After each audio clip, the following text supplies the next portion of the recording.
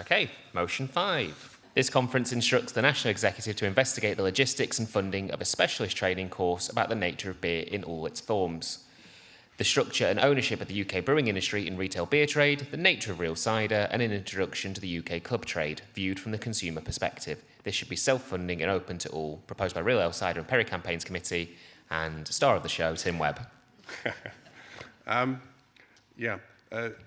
Tim Webb, Chair of the Real Ale Cider and Perry Campaigns Committee and survivor of the pre-conference conference procedures committee meeting. And I say that because this is what came out of that. It's missing the fellow, the second motion that was alongside it.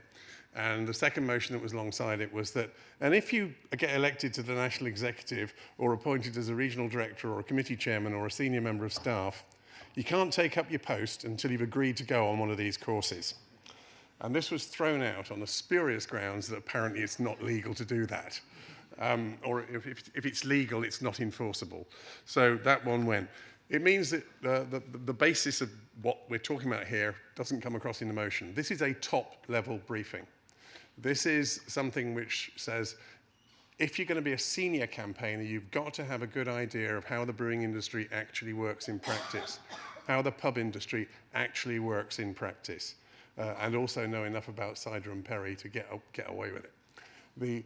That is the sort of knowledge base you need in your senior campaigners, and it's not something that is available at the moment. There is no short, sharp package in this is how it all works, guys. This is to create this. It is, again, self-funding because if it wasn't, it wouldn't go ahead.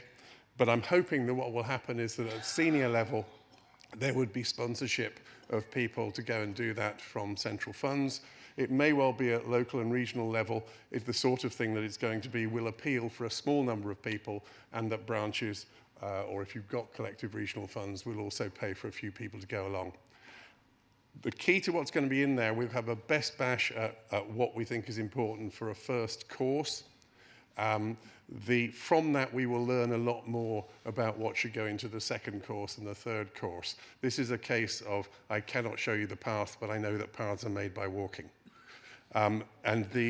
Yes, there is a medium-term strong suggestion that we'll turn this into a self-learning experience as well. That can be grown out of this, but first of all, we need to get feedback on what actually works.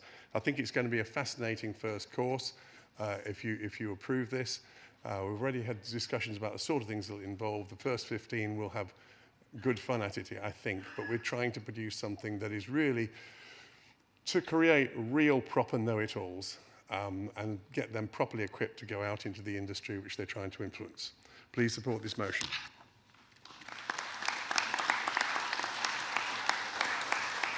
And do we have a seconder? Oh, yeah, I'll formally second. Thank you. You're going to reserve the right, yeah? Yeah, I'll reserve the right to speak, thank you. Would anyone like to speak against the motion?